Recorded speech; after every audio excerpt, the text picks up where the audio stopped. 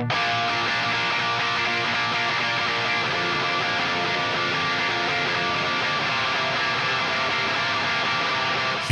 comes the nasty gram.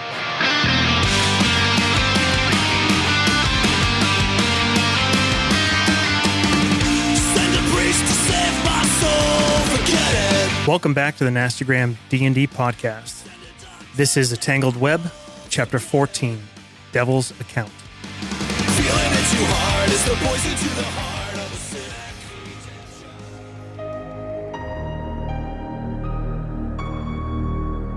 We see Zy'vir entering the party's home as it is in the Claw Rift. He approaches his familiar arcane workspace. The tabulations on the ground, chalk, obsidian dust, candles. We see his hands shake as he drops his bag and lowers himself unsteadily to his knees in the center. His eyes start to sweep around, searching for action, finding none. His hands rub together, and his thumb rubs rhythmically across his ring finger, and he hears a familiar voice. Ah, what a delight that was. Zy'vir, are you listening to me? Yes, my lady, of course. I trust you appreciate the opportunity that our dark mistress has given such a wretch as you to be able to extinguish an enemy such as that horned beast. Yes, my lady. I'm beginning to believe these visions you have been granted through that burnt eye may be worth it after all. Coming here to find these former companions of yours is already paying off. Mistress knows they're more capable than you are. The way they destroyed those stone spider guardians and got us into Sorcerer and passed all the defenses to the inner sanctums. Yes, my lady. Zy'vir rises, leaves this circle. Azun prances after him, impishly running in circles as Zy'vir walks across the cavern, through a tunnel into the adjoining cavern. Your role here is simple, Zy'vir. Think of those visions and insights you gained from the Eye of Sorcerer. Think of what it means and how to best serve our mistress. Zy'vir continues to walk across the cavern towards a marked area. Do you hear me, Zy'vir? Zy'vir enters the null magic area. There's a noise cut short as Azun disappears in a puff of dark smoke. The voice of Alita disappears. Zy'vir settles onto the ground, cross-legged. His blue eye is a dull gray, and yet his face relaxes, and he seems momentarily at peace.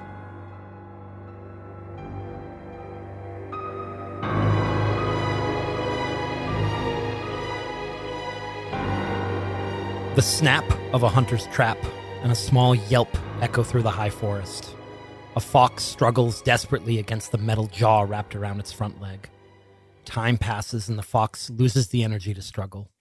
It lies down, resigned to its fate. More time passes. The fox is gaunt. It shivers in the cold. Its fur is matted and dirty. Zy'vir, you lay on a cold, stone floor too weak to stand. In the distance, you see the drip of water slowly growing into a stalagmite. Your vision blurs, and the form of the stalagmite is replaced by a robed dark elf. He walks towards your cage, holding a serrated blade. You hear the words of an arcane spell, and a giant spectral hand of swirling green mist wraps around you. You struggle against it, kicking out with your hind legs, but you're too weak. The door to your cage opens, and the robed figure enters. He grabs your horn with one hand, and with the other he begins to cut with the knife.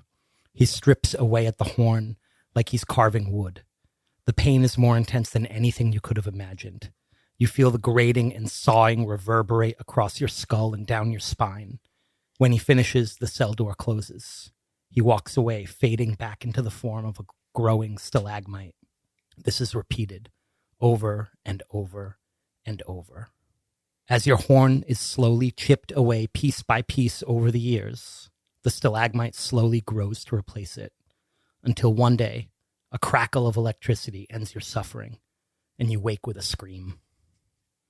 Holy shit. Welcome back to the Dungeons and Dragons podcast. I'm your host, Jake. This is Josh, friend of unicorn kind. Yep. Zy'vir, Unicorn liberator, in fact. Zy'vir, the Fey-touched unicorn dancer. Hey, folks. Dan here, playing Sylavar, the warlock and concerned father. What's good, fam? Matt be playing Jiddin and Zy'vir, the arcane trickster, the face in the crowd. Hey, this is Devin, and I'll be playing Moon Maiden Sylai, who thought she was the chosen one until Zy'vir showed up. All you've done is kill an air elemental.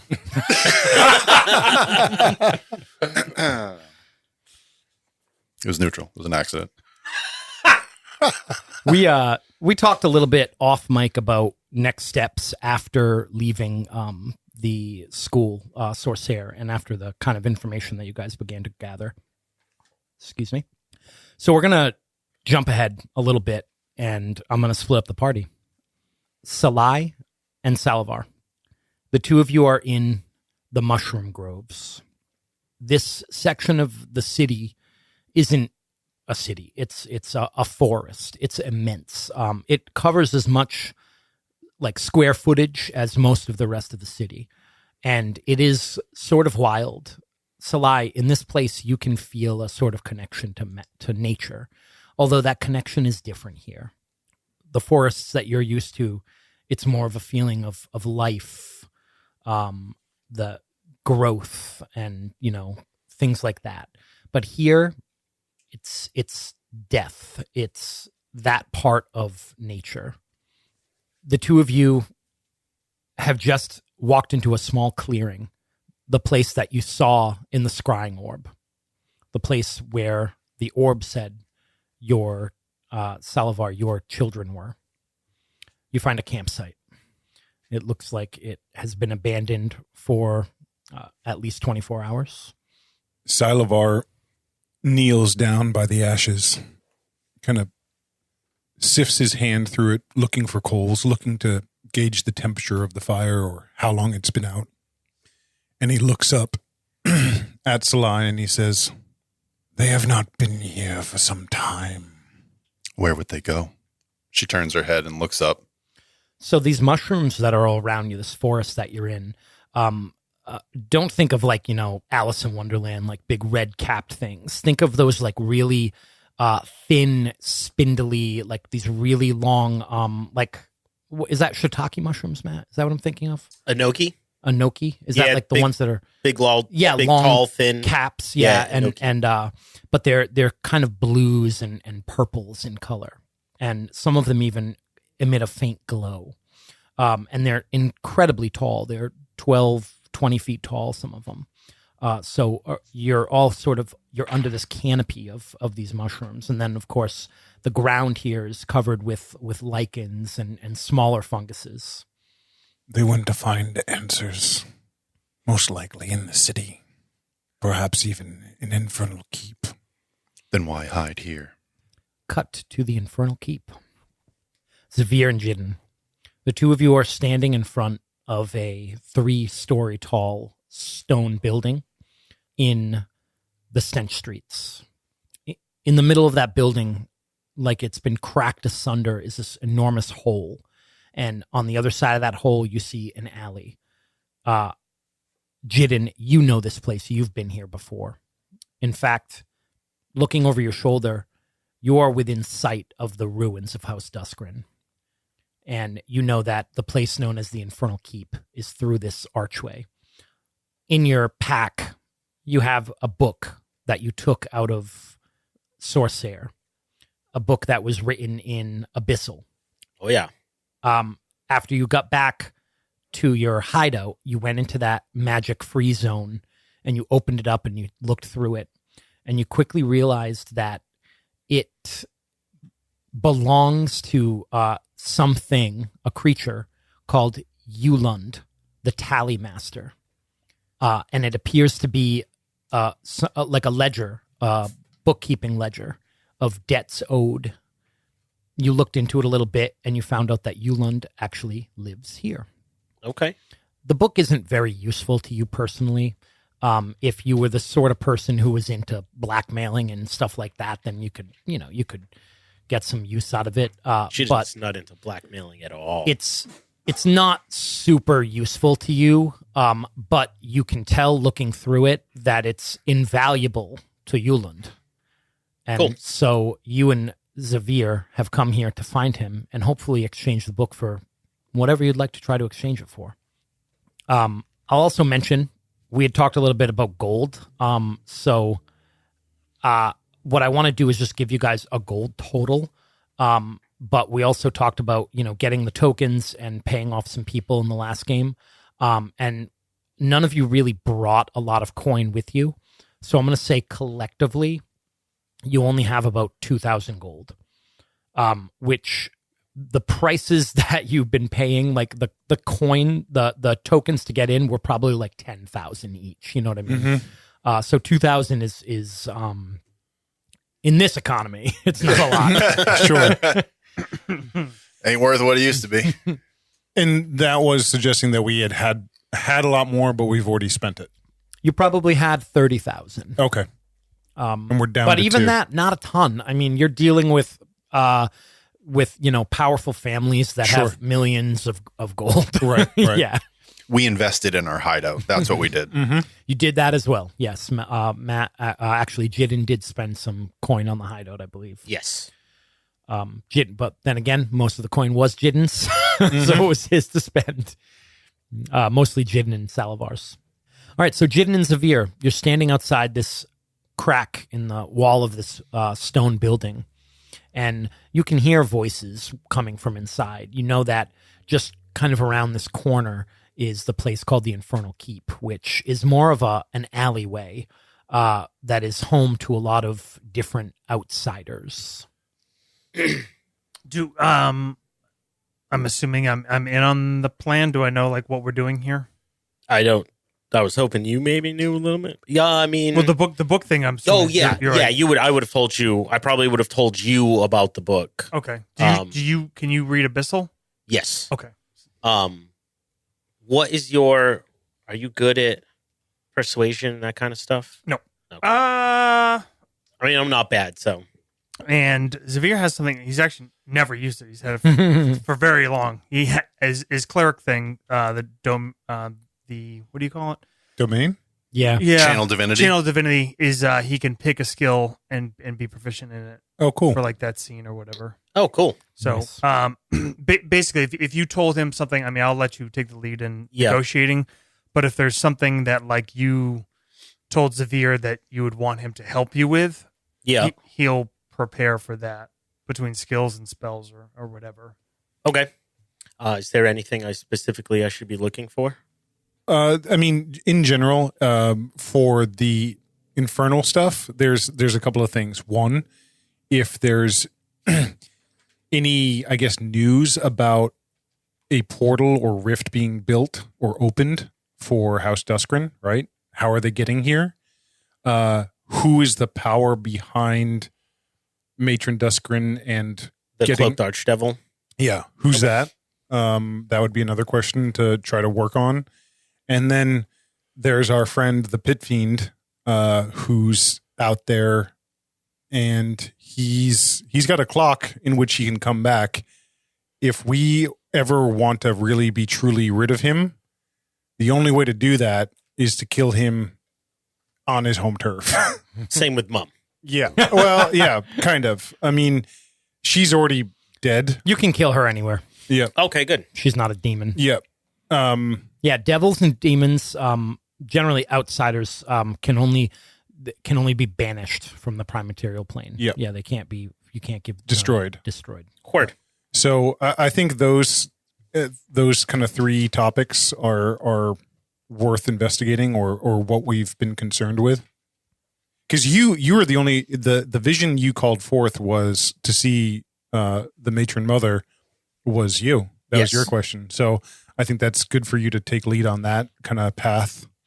Before we go in, the streets are like in the shadows across the street, kind of sizing it up, and Azun helps Zy'vir, or does the incantations for a couple spells. Okay. One on you, one on himself. And Azun says, "The wizard has given you the ability to speak and understand all languages in case there's something exotic we encounter. And his eyes have been opened to the unseen. He will keep a lookout while we are inside there. And he may take the opportunity to see if he can hear what is unsaid." Azun points to his little head. Excellent. So yeah, he casts tongues on you, see invisibility on himself, and he's lined up for, good old utility support. You guys make your way into that alleyway. When you come around that corner, the sight is shocking every time, Jiddin. It's otherworldly. This alleyway is bustling with activity. There's hundreds of creatures here, and in a very enclosed space. There's not a lot of room. As soon as you walk in, this winged devil that's 8 feet tall sort of bumps against you as it walks past, and you see these weird insectoid devil creatures haggling over something. You see this demon, which is devils and demons are mortal enemies. But you see a demon which red skinned, leathery wings, and it looks like it's selling something to a crowd of imps. It's a strange place. There's also a lot of half breeds here, a lot of tieflings, but this is a place where outsiders who aren't kind of accepted wherever they're supposed to be. Yep. Come here. Okay. How do you guys look right now? I was just going to say, do demons and devils have true sight, correct? Some of some them do. The more powerful ones. Yeah, I think this is something obviously we would have Yeah. flashback talked about. Sure. How do we want to appear? Are we trying to be as indiscreet as possible? Or are we trying to kind of project power? What do you think? I think Zy'vir trusts you to know the lay of the land. I think Jiddin would probably suggest we go in I think he would try to go in disguised. I mean, obviously disguised not as himself, but probably as a drow, not projecting power, but just keeping to their business, going about it, trying to draw as little attention to themselves as they can. So you're going to tell Jim and the Bone Trinity that they have to stay here. I mean, I don't think they would stick out too much over here. I mean, they won't, but we'll be a little more discreet. So yeah, I guess I think at least for the purpose of going into that area, when people watch you, you're very kind of ordinary. I don't think Zy'vir is going to cast Disguise Self, because I think that could potentially raise more Questions? eyes for Sure. people that could see through it. And no one really knows him here. He hasn't been here for 100 years, so he just looks kind of like a fucking drow wizard with most of his face covered. A pretty Zy'vir, malformed. is that you? Yeah.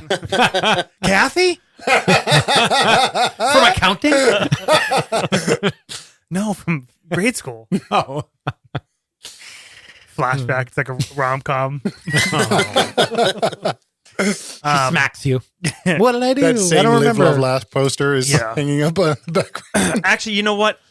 So I guess Zy'vir might have cast Disguise Self to hide the spell burn, Okay. because I think that's extremely Cool. distinctive. Now that I remember, he has a glowing blue eye. Mm-hmm. Yeah. So he looks like himself, more or less. Okay. Just removed anything. And Jiddin sort of has that pretty boy look. Yeah. Okay. And actually, I might even add a face back on there, but he's still kind of covered up. Cool. Is Azun out in the open? No, he's going to be tucked in his cowl. Okay. All right. So as the two of you make your way through this crowd and past all these strange creatures, why don't you guys give me some checks? Tell me what they are and what you're doing. I think Zy'vir's going to go with investigation. Okay. He, through his Zune, asked a lot of questions to Jiddin, before we went in about kind of what we're expecting to see, what the people are like, what normal looked like there, what are the threats, what are the opportunities, and so he's just kind of taking the knowledge he got and then trying to sort through what he sees and hears. Okay. I Go think ahead. Jiddin would go with perception to see if we're being followed, if we're being watched closely as we make our way through the gate. All right. Give me some rolls. You hear a little whisper. Azun and Zy'vir cast guidance on Jiddin. Is that a Just a plus T4 as we go in. 24 for Zy'vir.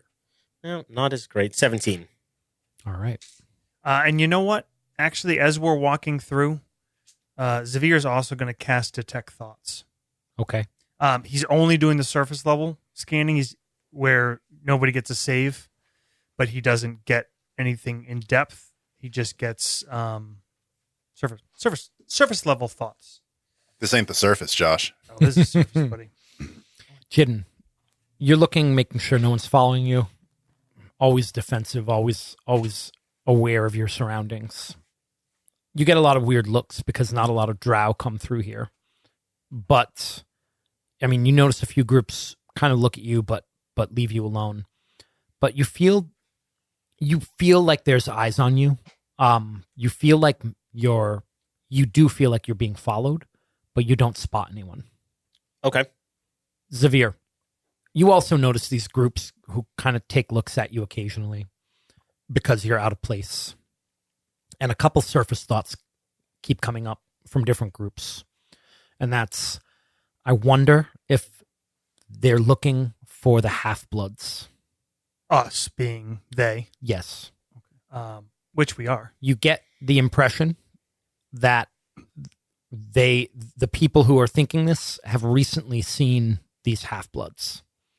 And being in a place with a lot of mixed heritage, I'm assuming because these guys are a lot of devil and demonic, half-bloods would likely relate to Yeah. Devils are Sylavar's children. Yep. Okay.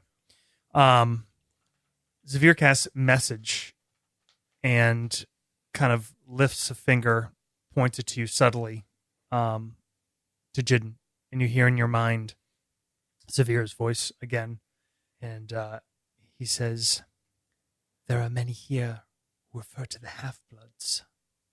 Sylavar's children have been seen. They wonder if we seek them." Well, we'll pass it along once we get back. Zy'vir, you also see, a crow perched on a building, very out of place in the Underdark, and you assume it is a familiar, and you see it watching you, and it kind of flies down to the street, picks up some sort of dead rat or something, and then it flies into a open doorway of a building. Back at the forest, the mushroom grove. Sylai, the two of you are walking. You were heading back, Yeah. Assuming that the children had left the forest. and Sylai, spending a lot of time in surface forests. You stop. You see a broken mushroom stalk. You kind of put a hand on it, look at the break, and then you look around a little bit more. Can you give me a knowledge nature roll? That is a 19 on the dice for a 25. Okay.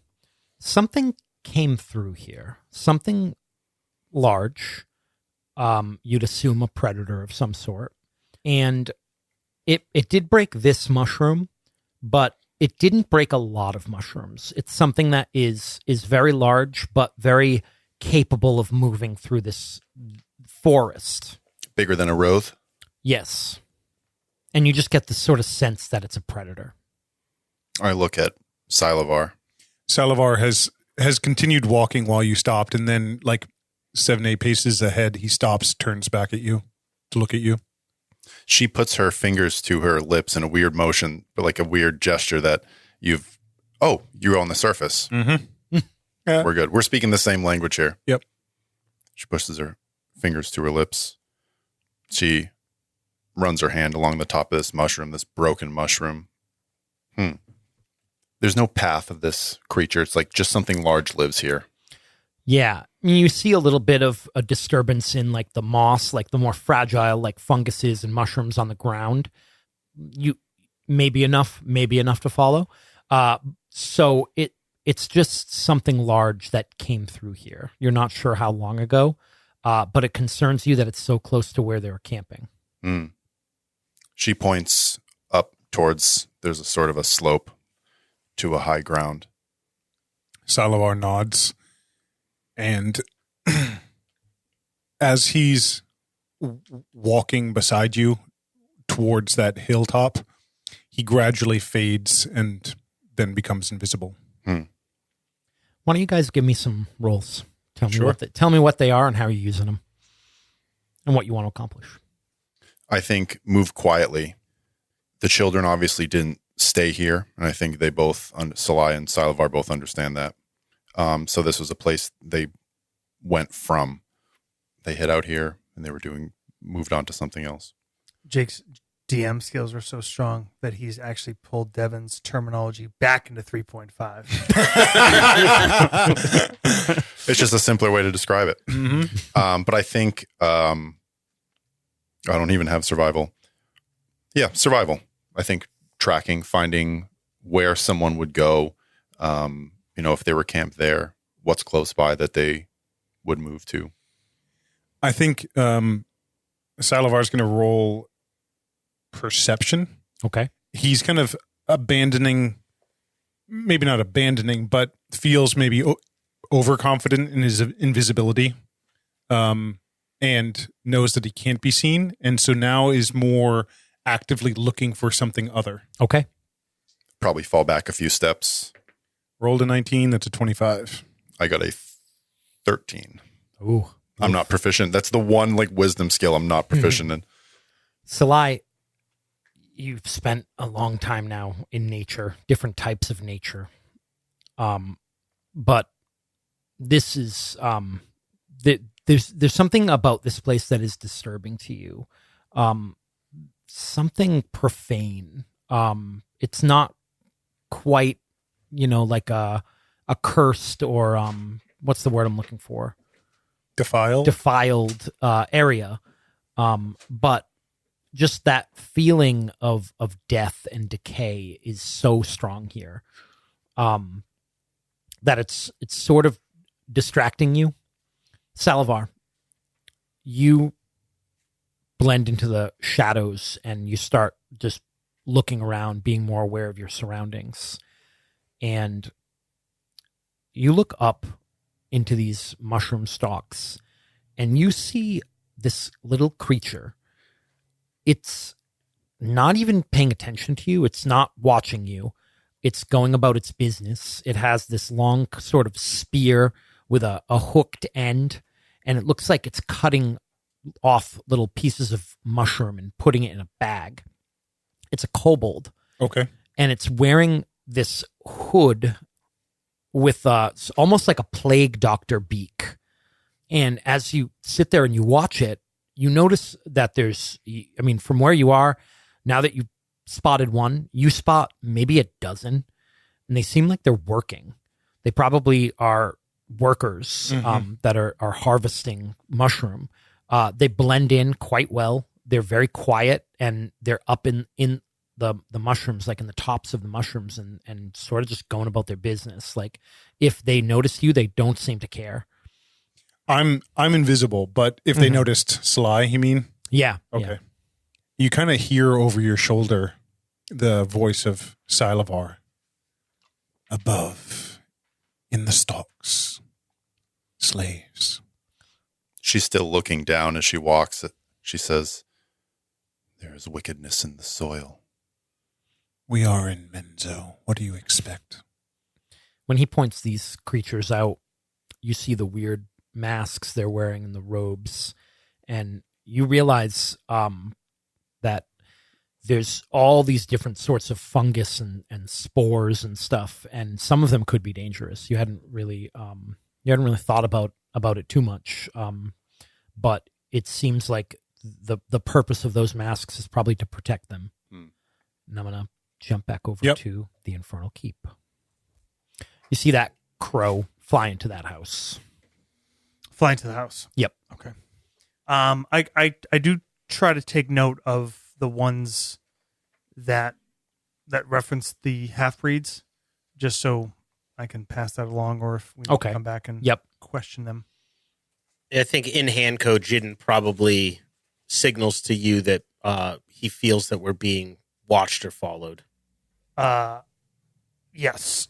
Zy'vir just says agrees and gives a symbol for bird. Are you saying that bird is the word? I give him the bird. Hey. I give you the symbol for corvid. Oh, so specific. I think It's too complex. Drawing hand code is extensive ornithological Is it this? identifier. Classic in the Underdark.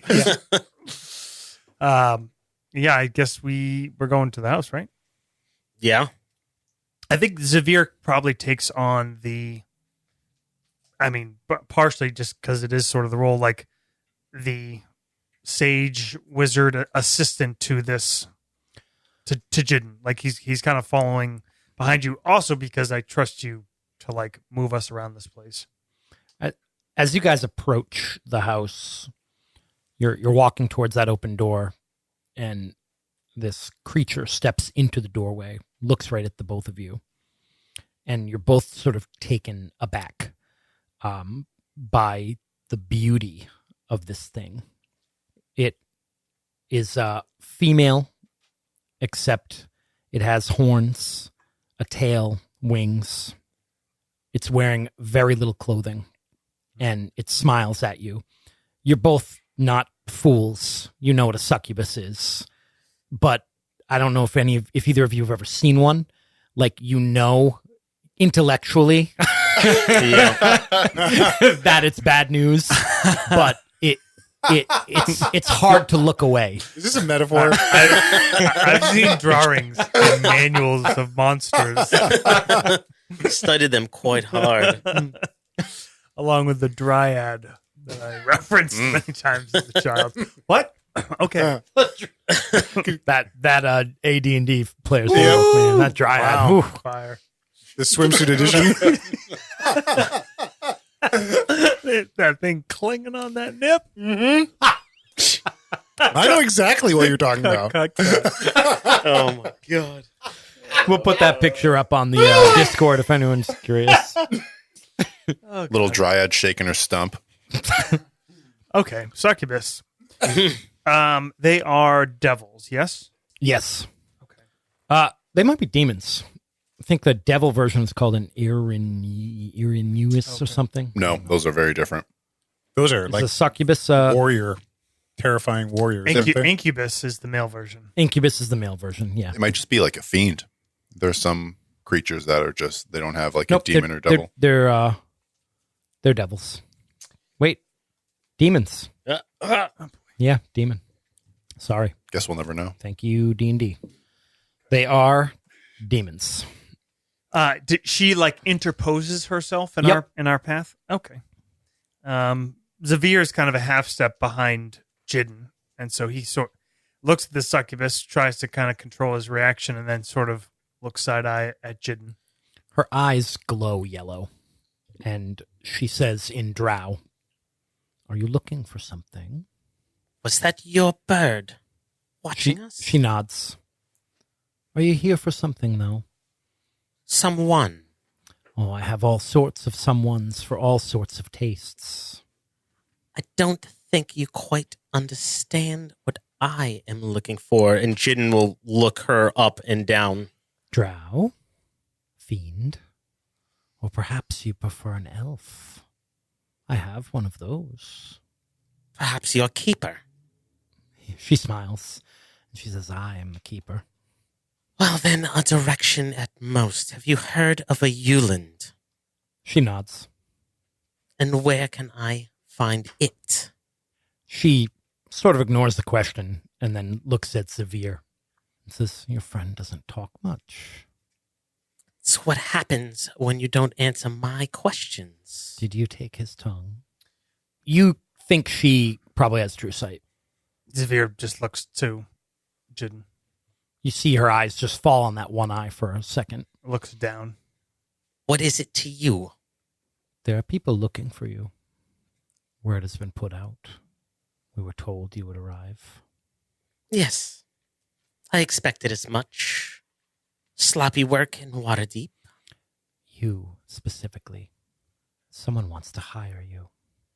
Jiddin will let out a large sigh. A name? Asina Vendry. Game's afoot. Tell you how, Watson. Tallymaster. Sherlock Holmes and the Tallymaster. Please, when you meet her, tell her Galora is the one that gave the message to you. Oh, I'm sorry. My memory is quite foggy. Oh, what was it again? I can tell you where the Tallymaster is, but you know I hear many secrets as well. I'm sure. You'd like to come in, have a drink, perhaps a chat. She looks at Zy'vir sort of mockingly. Once my business is finished. You'd be amazed the things I hear here. The walls are very thin. I'm sure that they would be quite pricey. No. Turn left at the next street. Look for the house that is cold. And your name again? Galora. Galora. I shall keep it on my tongue. Thank you. Come. He'll look back at Zy'vir. Zy'vir just nods and turns to follow. Kind of probably can't spare himself a sidelong quick glance at Galora as he walks away. Back in the Mushroom Grove. What are you guys doing? I think we're still navigating our way to that higher ground that we saw. Okay. You're there. Sort of above most of the mushroom canopy. Sylai is just looking out over the city. It's like, you ever been to, what is that called outside of Boston? The Blue Hills. It's Yeah. like that. You're like surrounded by nature, but also like you just look and, oh, look, there's a city skyline like right there. How long does invisibility last? An hour. An hour. You know that you can probably hear him. He's been walking kind of beside you. Sylavar remains invisible. Actually, as you guys reach the rise and can see over the city, he kind of fades back into view. What do you think? There are threats in the forest. Do you think they found the children? There are threats everywhere in Menzoberranzan. If they made it out of the forest, they would be no safer from predators. This place takes a wickedness to survive here. If your children are going for answers about your family, she looks out into the distance to the charred remains of House Duskren. I suspect I know where they went in the city if they reached it. Should we not track this animal? See if there is any indication of bloodshed? She's like sort of shaking her head. If they remained in the forest, they would surely die. But I don't believe they did. Your children are able and cunning, Sylavar. We must follow only the path that they take. Very well. Let us push back to Menzo. Find the others. And find the children. He starts walking down the hill. All right. Jiddin and Zy'vir, you find the house that is cold. It's physically freezing when you find this stone 2-story building. There's ice, like, on the window panes, frost, and Santa Claus probably lives there. do you just walk in or do you knock? Azun sticks his head out. I'm going to make some assumptions that Zy'vir would know this or think this. Sure. And looks at Jiddin and says, "There are many of the hells that prefer cold ice. Devils of that kind. It is likely this may be the home of one." Is there any other useful information about them you have besides living arrangements. Azun says, the wizard would need to know more specific which one. There are many different types of devils and demons. Although, we would both wager that this is the home of a devil. Oh, wait, no, actually, the book is in Abyssal. So The book is in Abyssal. However, you know that usually devils are the ones that would keep ledgers of, things owed to them and stuff like that.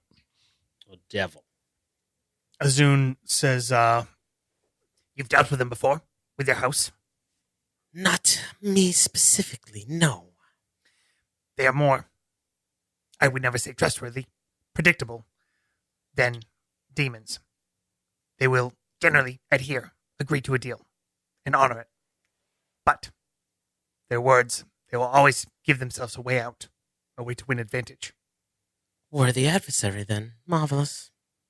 Well, let's see how this fares, shall we? yeah, I think for this particular excursion, I think Azun probably keeps his head poked out, and Zy'vir lets the disguise drop away. Yeah, I think Jiddin knocks on the door. Okay. Polite. All right. You knock on the door, and a few moments later, it opens, and the creature that is standing there is not really what you expected. It looks mostly human, kind of big, overweight looking human with sort of blotchy skin with sections of scales. Definitely some sort of half breed, like half devil or something like that.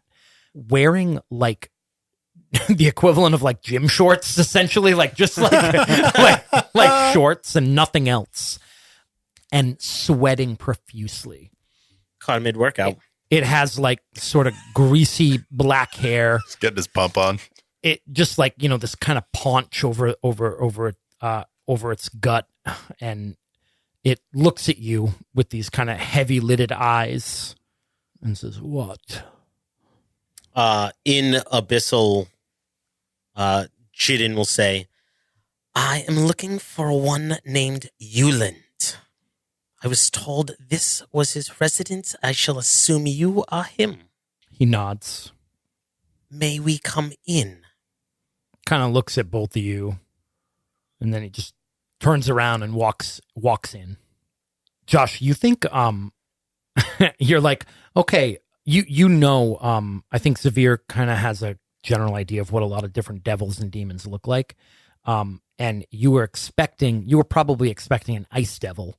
Yes, we both were, Zy'vir and Josh.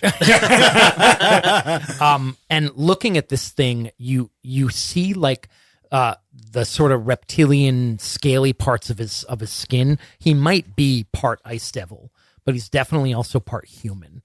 And you think that he looks very uncomfortable. Like the even though it's cold in here, it's not cold enough for him. Whatever magic he has making this place cold, it's just not enough. He kind of waddles into the house and sits down in this big wooden chair in basically a parlor. There's very little furniture. There's nowhere for you guys to sit. And he says, What do you want?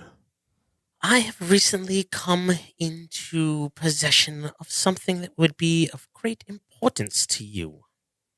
Jiddin will produce the book out of a bag on his side. His eyes open wide. My ledger? Yes. How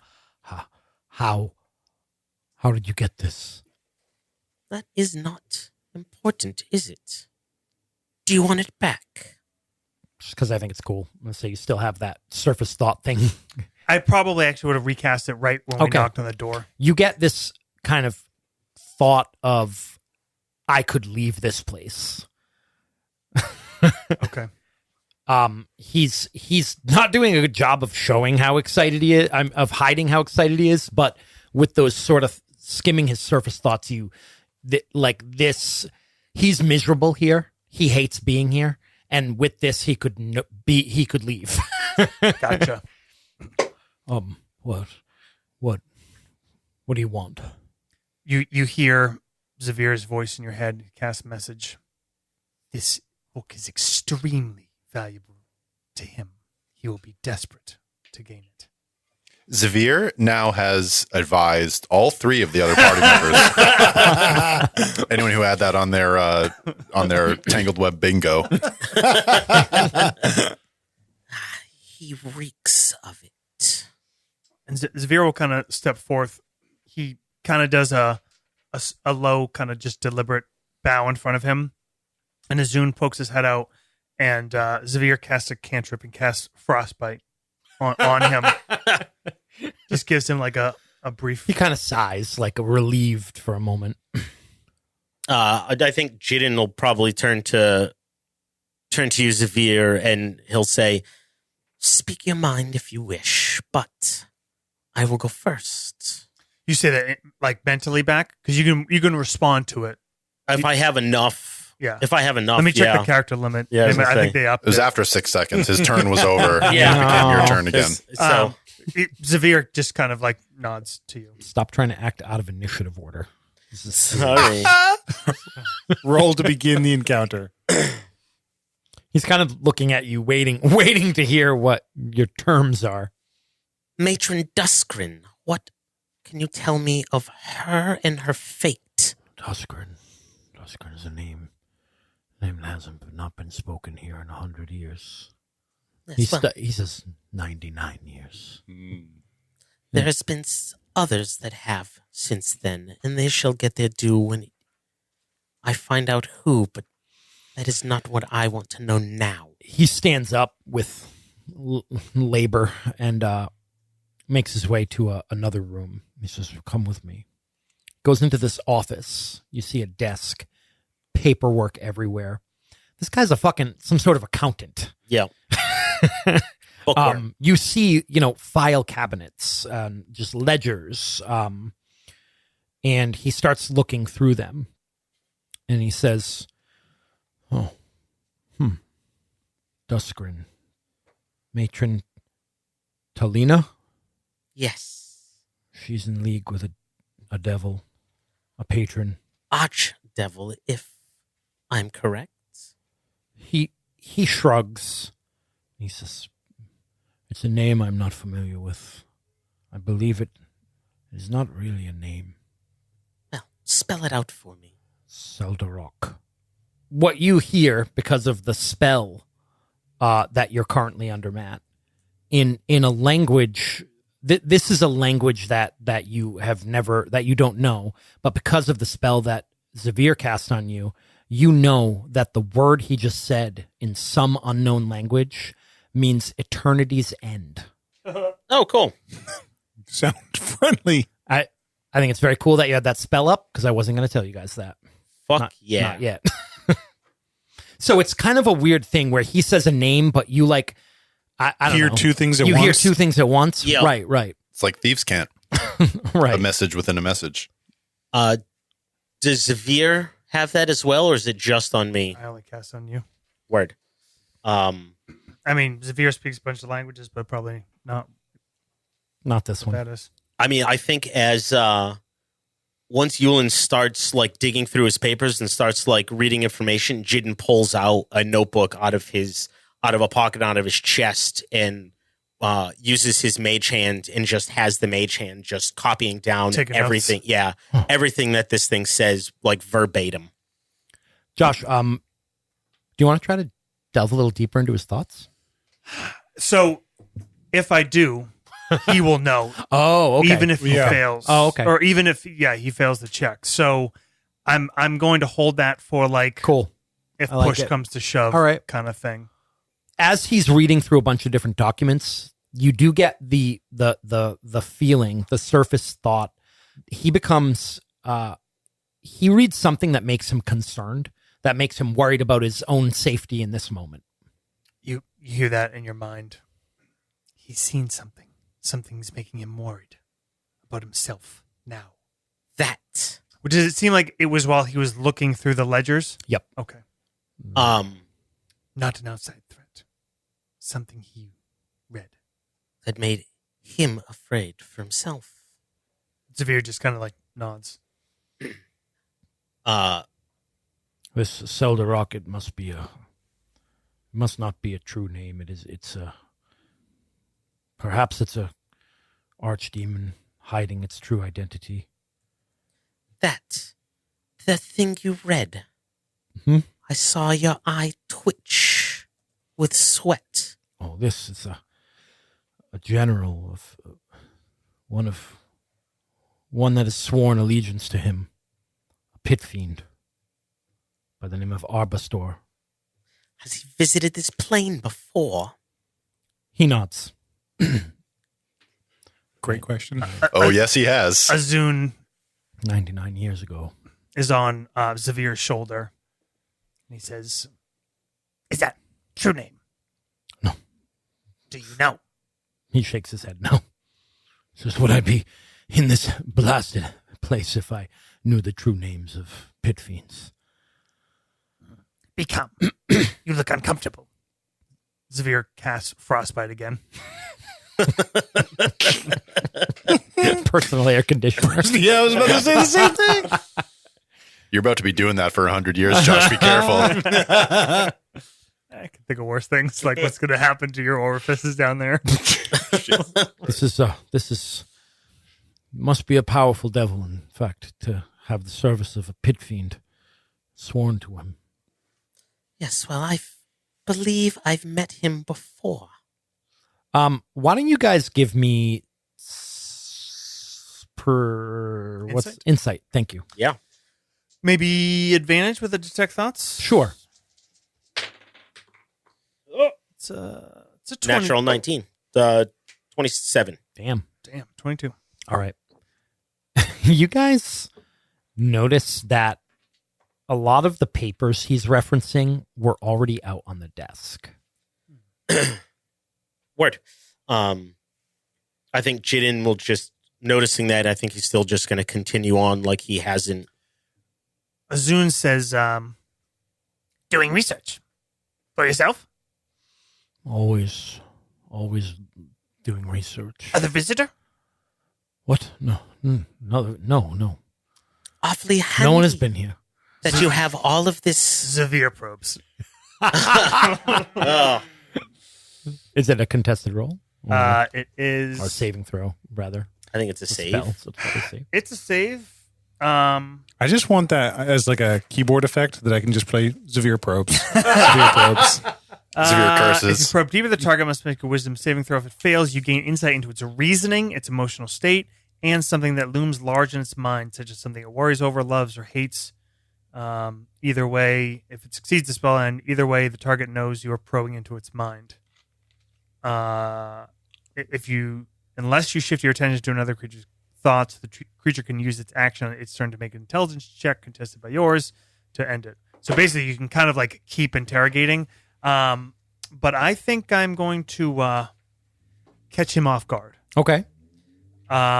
Using Using portents. Ooh. I think Zy'vir just kind of with his blue eye maybe pulses a bit, and he can tell that this creature is already rattled. Cool. I think I like that you've been like juicing him up too. What I want to do, first of all, I want to See- give you an inspiration. That's cool. Oh, Cool thank you. cool use. He got a 3. That's the roll. Nice. What I want to do, instead of all those rules, is I want to do a little flashback, a memory that he has Ooh. That's cool. that flashes into his mind. Dan, can you do me a favor? Sure. Can you describe what your kids look like? I can. The twins, We see them standing in this room with him. they are kind of opposites of one another. And Malachi is taller than his father. His skin is the color of a sort of a dark slate. He has narrow and angular features common to elves, but maybe you describe it as severe rather than graceful. He has horns that roll back from the top of his head that twist gently back and somewhat kind of disappear against the kind of tousled black hair common to the Duskgrin family.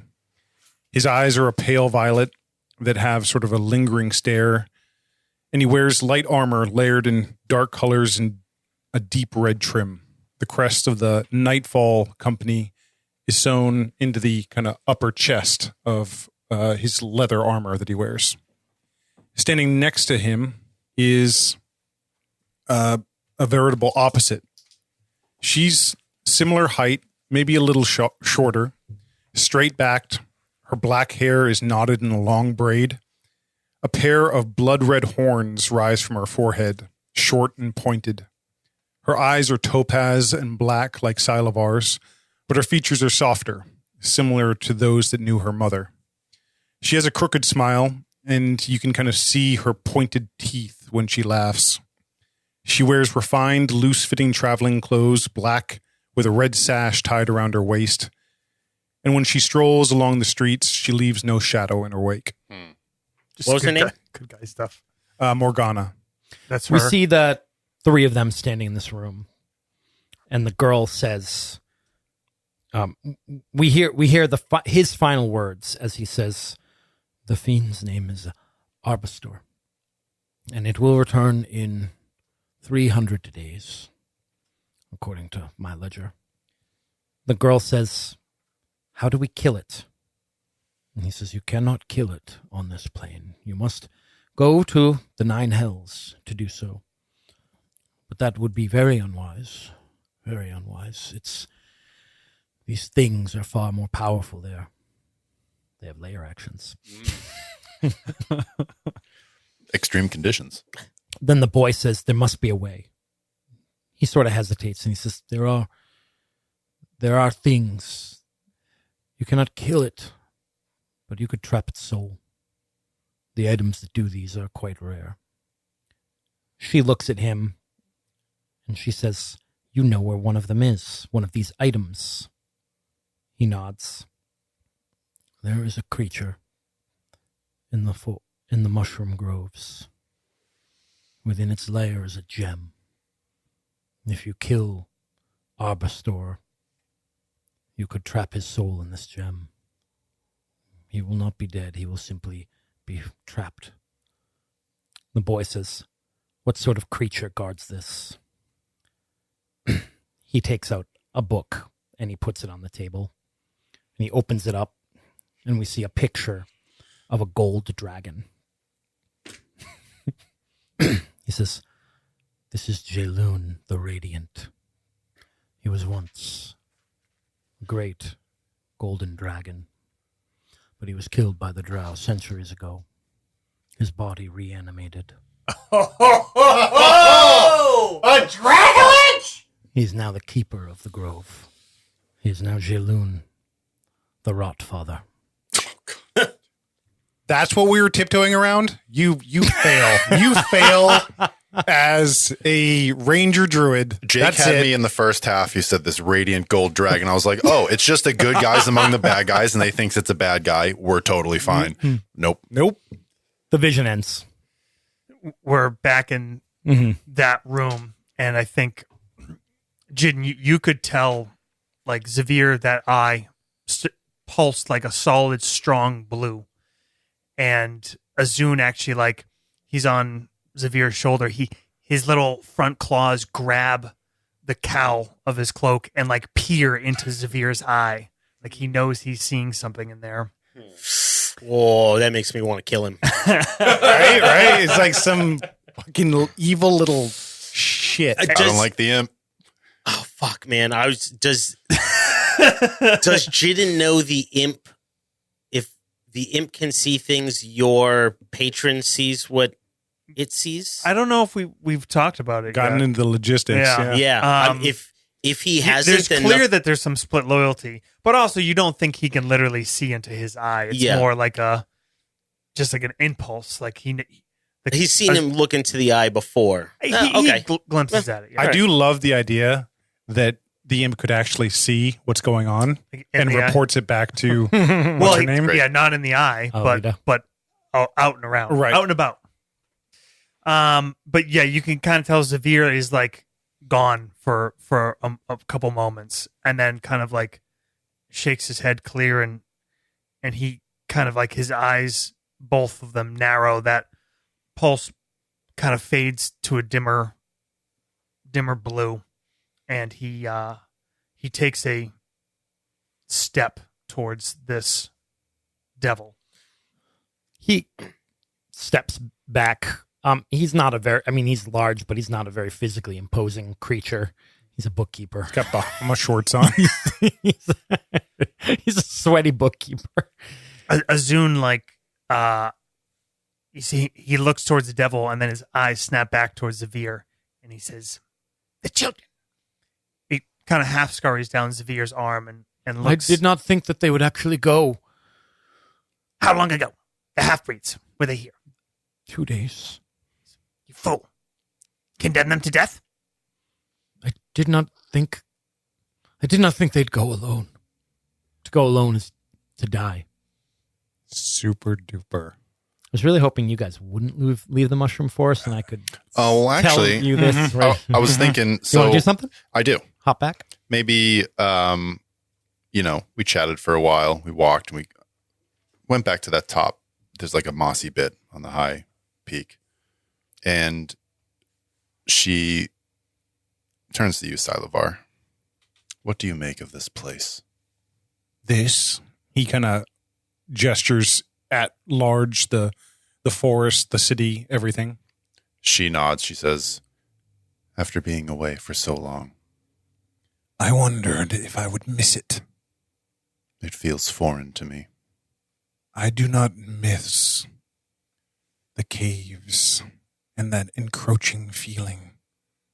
But the darkness, that is still comfortable. There is darkness on the surface. Everywhere you and I go in our lives, there will be darkness. This place is doomed. Do you see that in visions? No. I see it in the people. I smell it on the air. Is it war? I don't know. It is not all a coincidence, Sylavar. What brought us back here? The call of the Underdark. I have learned it is not Menzoberranzan that calls to me. And what is that does? The darkness. Devin re-listened to the first 2 episodes. I'm going to cast a spell, Okay. ritually. She kneels down on this mossy grove, much like Zach Nafane did. We'll do a dramatic reading after the credits. But I cast Commune with Nature. This little comfortable patch. I dig my fingers into the moss and I look up towards the grove and I briefly become one with nature, gain knowledge of the surrounding territory. In the outdoors, the spell gives you knowledge of land within 3 miles of you. Caves, other natural underground settings, and radius is limited. In caves and blah, blah, blah. It's limited to 300 feet.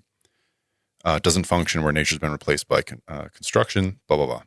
I can choose up to 3 facts of my choice about any of the following subjects as they relate to the area.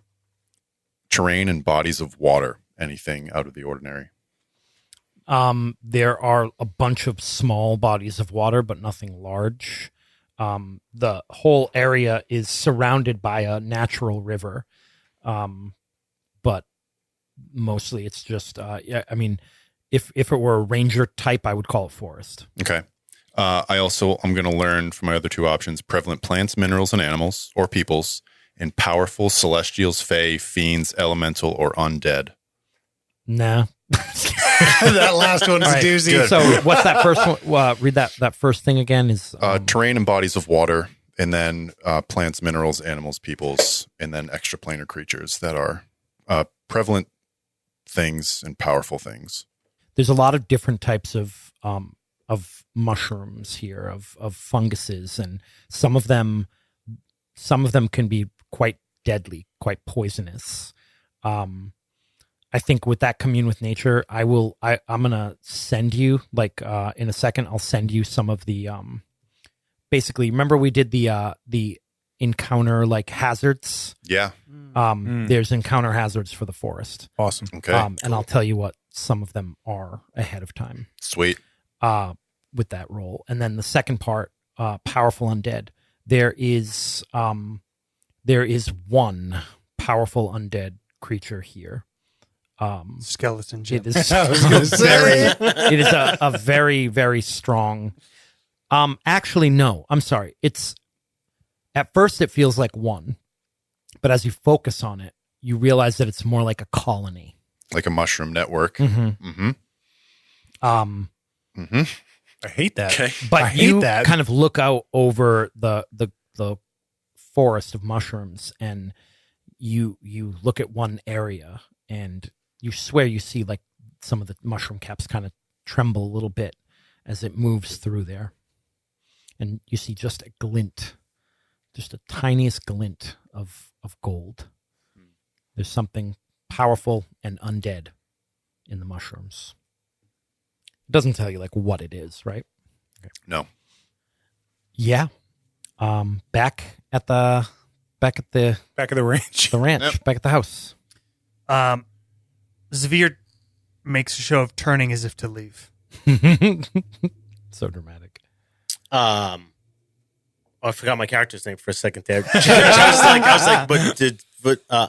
like, Jiddin keeps facing Yuland. This Saldarok, does it have the power to bring them here, back to the material plane? I don't know much about that one. I don't know what its powers are. But most greater demons could send one or two. But to send all of House Duskern would require something more powerful. Like what? A gate. Where? These things can be made, but they are very difficult to maintain. Materials? Josh, in your head you hear Lady Alita. She says, "We're done with this one. You should kill it so it doesn't speak to others." Zy'vir stops at the door, also largely because his little gambit didn't seem to work of like, oh, we're not going to give you the ledger. Oh, I'm sorry. I got distracted by what Matt talking. No, Yeah. because Matt, like, or Jiddin was talking to the guy, so he stops and looks back. Do I remember, did we talk beforehand what you were trying to get for this? Information? Not Kind of those three topics Yeah. that we discussed. Yeah. Not gold. No. Okay. No. Yeah, I'm sorry. So you turn back? Yeah, he stops at the door and kind of turns back, looks just between the two of them. Can you find out more? There was something. He goes to his bookshelf and he starts looking through it. I shall give you time. I noticed the rest of the information was very fast at hand, though it's been 99 years since the name Duskren has been spoken. For that, Jiddin takes out the book and rips out several pages out of the book, throws the book back at him, and then turns and walks out. I can find out more. I shall be back. And Azun says, We've been in your mind. We know. If you are to speak of any others. Alita says, kill it. Kill the thing. like, the Azun stops talking for a second and then kind of like gets ready, looks back and forth to Zy'vir. And then Zy'vir just turns and sweeps out. Azun kind of like makes a little screechy noise and scurries after him. We walk out. Gonna lose some spells, I think. Naughty boy. As we leave, In his mind, he says, we need more from him. as we walk out, Jiddin says to you, "Must make a detour on the way back." Azun says, fuck. Azun is looking at Zy'vir, but like talking to you. Utterly foolish. Leaving him alive. All he knows. All he's already said. The imp says that out loud. Yeah. Speak again, and you shall have to pray he can call you forth again, imp. You almost see, if he had a mouth, maybe Zy'vir would smile. His eyes kind of brighten for a second, and then he kind of furrows his brow, and Azun kind of cowers a little bit and looks at you and says, The wizard saw something in the mind of that creature. The children, the half-breed children, they were here. Yes, he stammered about it. They got information about the fiend, about its return, about what to do. And there's an object they went to find in the mushroom groves. There's an extremely powerful creature there. We must find your companions. If they stumble upon it, they will be destroyed. The children may already be gone. In hand code, Jiddin will signal message Sylavar? Question mark.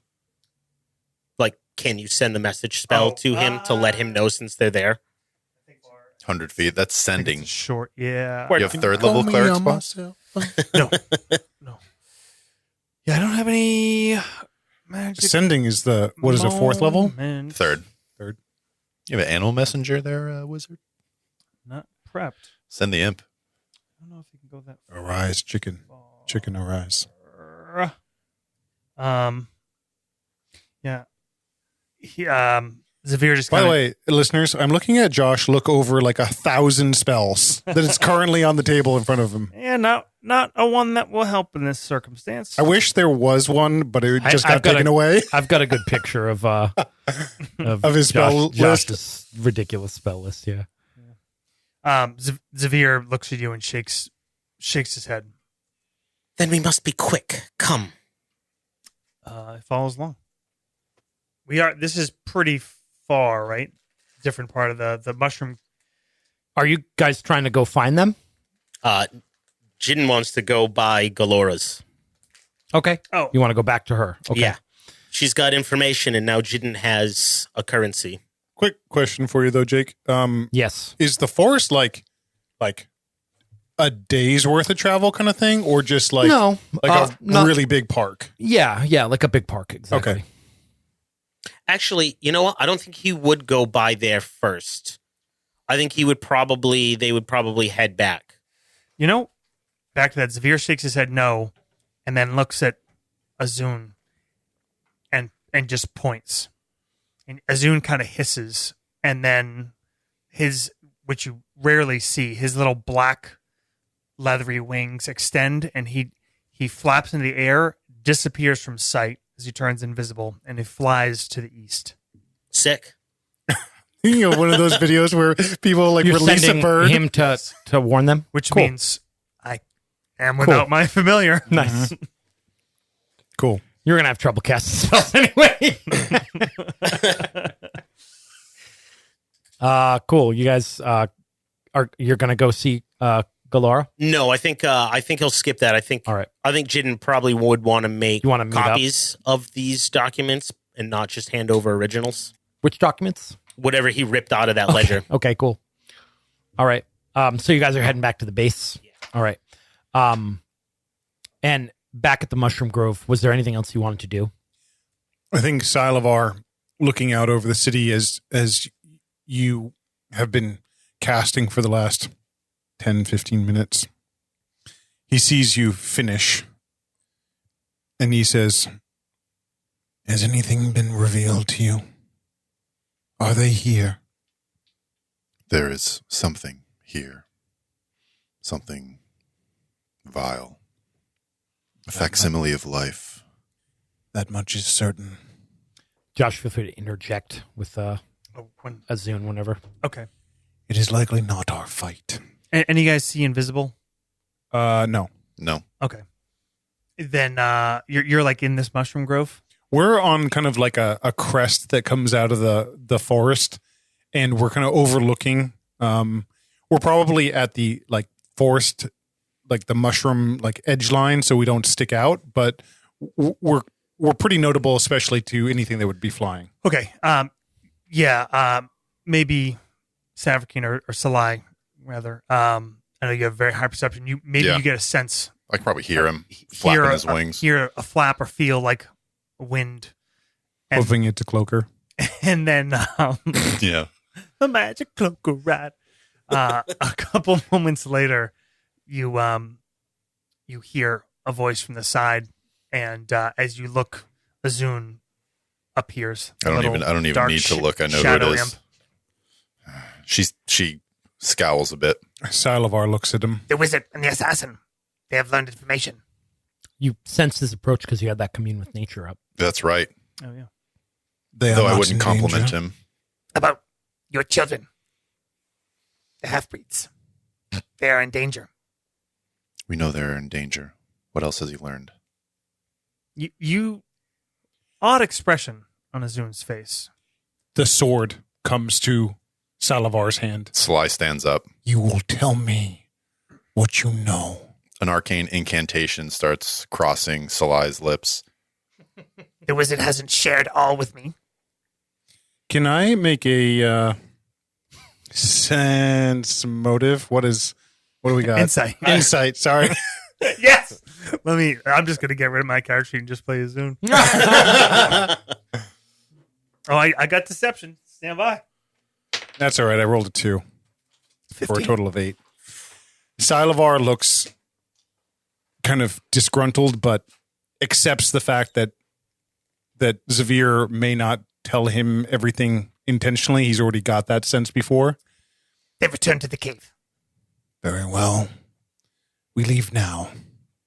He turns on his heel and starts working his way down the cliffside, not waiting for anything. Sly is staring, just as I was staring down Josh. Sly is staring down this imp. You're seriously considering killing it right now. There's the imp sees a malice in her eyes. What have you learned here? Found anything? Sylavar is already traversing down through the forest. We will speak to the wizard. She turns and walks away. Azun's trotting along. He's gonna go back. He was going to the same place. Share the cab ride. You guys like it out here? Cool. You guys meet back up at the hideout in the Claw Rift. The 5 of you are there. 6, 9. 10, Skeletons. Skeleton Jim And the ghost? Bone Trinity. and the And the ghost. ghost. Yeah. 10. Damn. The Too skeletons many are just characters. routed. They are guarding the place whenever Cool. we leave. Nice. It's a real full house. And it's so evil. Fucking imps and skeletons and ghosts. Sylavar strides in. Do I feel a lack of anything? Does Zy'vir feel an No. absence? No. If you go stand in the zone, Alita hasn't said anything since. Yeah, she hasn't said anything. where are they? You found something. Information. He's trying to soften his initial demand when he sees the two of you. The Zy'vir, wizard knows. Jiddin's in the back, like at a table, copying papers. Zy'vir looks at Azun and he snaps his fingers, and you hear Azun start to make a protest, and then there's like a and it's gone. And Zy'vir, he motions and he starts walking back towards the cavern. Sylavar follows. Sly lets out a sigh of relief. As he walks, he passes that little area he had set up with all his little arcane command center. Mm-hmm. He grabs, like, he has like some pieces like slate and parchment. He grabs a couple things and walks back to the that area of null magic. He walks inside and he sits down, like cross-legged on the ground. There's a table. Sylavar walks in and leans up against the wall. He seems too impatient to sit. Sly doffs her robe for the first time. She doesn't let it enter the anti-magic zone. And as this dark robe comes off, it's just this shining, like, mithril half plate. Oh. But then she starts taking that off, too. As soon as Zy'vir sat down, he starts writing. Underneath the armor, there's just black, like, robes. And she takes that circlet off and lays it down. And she looks more like a drow than you've seen in a while, except for her silver hair. And she enters. Sylavar has his arms crossed. His fingers are tapping on one of his biceps, waiting for you to finish writing. Sylavar, when you go in there, and you too, Jiddin, if you do go in there, for a moment you're blinded, and then it takes a minute for your eyes to sort of adjust. You both have devil's sight. Yep. And it takes your eyes a minute to return back to this infravision, which you haven't seen for so long. Right. So it's kind of weird. He did get flashed by it the first time round, so he's not as disoriented. But I think sort of in line with him leaning up against the wall, he's just got his eyes closed and he's counting, waiting for them to adjust. It's like going from like having like a ultra HD TV to like a tube TV. Yeah. You know what I mean? Yeah. Maybe while Zy'vir's writing, Jiddin can kind of fill them in on like everything else that we. Yeah, I mean, do you think we need to go over it in character? Or I mean, Jiddin's probably in there. He's probably smoking a pipe, and he just has his studded leather on and some like a couple daggers, but nothing else. You hear? Sorry, go ahead, Jake. I'll just say I'll just do a tiny recap, which is that so basically there are the devil that House Duskren has made a deal with in order to exist still. The reason that they weren't destroyed. The devil that they made a deal with is called Seldarok. Yep.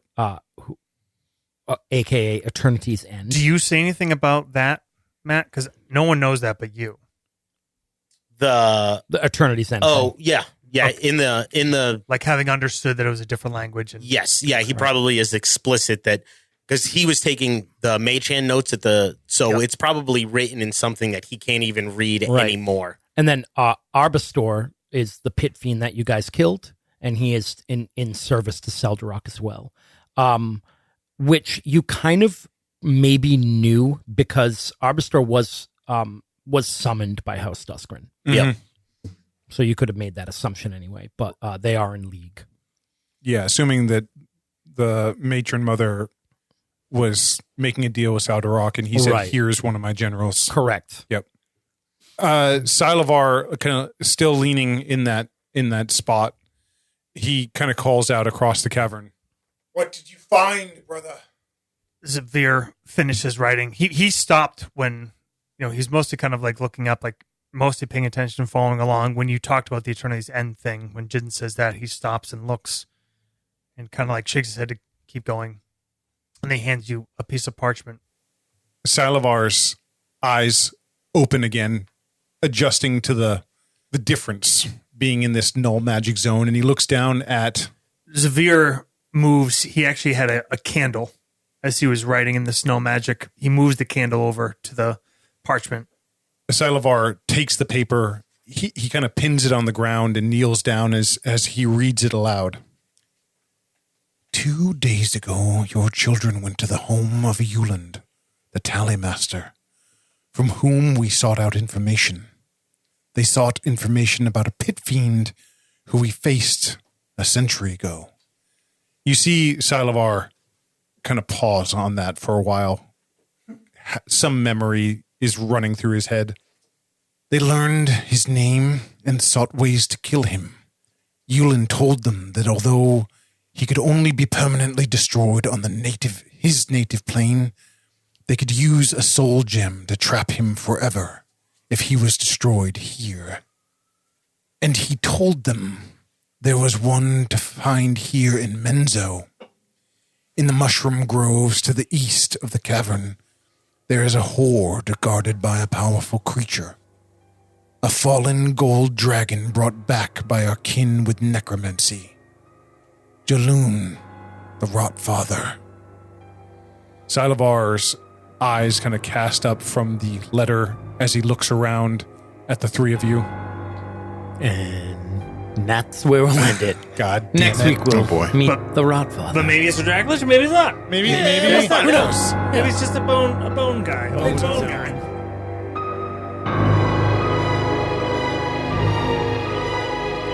Thank you for listening to A Tangled Web. Please, if you have time, tell a friend, write us a review, or, just go out and shout it on the rooftops. Check out all of our different social media platforms. You can go to our website and find links at the bottom. There's probably also links on whatever you're listening to right now. That's nastygramrpg.com, and definitely check out the socials because I tend to put little things on there to help with NPCs and visual aids and whatnot. Our intro music was by A Wilhelm Scream. Theme song is Oath by Adrian von Ziegler. All scores by Adrian von Ziegler and Antti Marttikainen. Thanks for listening.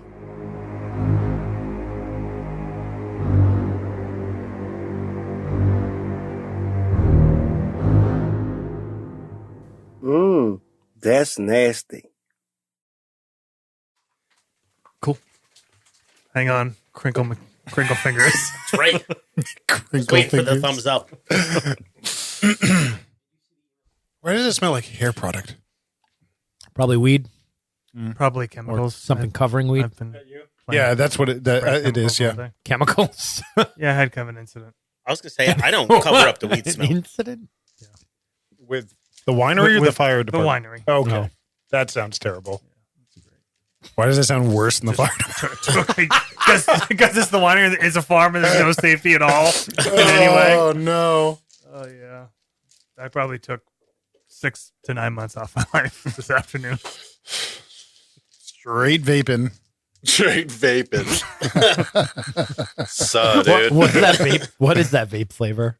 Is that insecticide? Potassium metabisulfate. Ooh, bro. What's my character's name? Don't worry, Josh. You'll die from violence before then. I hope so. That's always what I was going for.